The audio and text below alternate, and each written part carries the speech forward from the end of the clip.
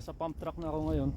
Nag-practice ako paano mag-pump pero nakabukas yung suspension. Ngayon naman sa susunod na set, isasarado ko yung suspension para mas maganda ang effect, para mas buo yung force, yung ground reaction force na galing sa paa papunta sa pedal, papunta sa track. Ito na yata yung pinaka maganda o pinakamalaking pump track dito sa Hong Kong. Hindi naman siya gaano kalakihan pero tama lang para sa atin na nagsisimula. Simpleng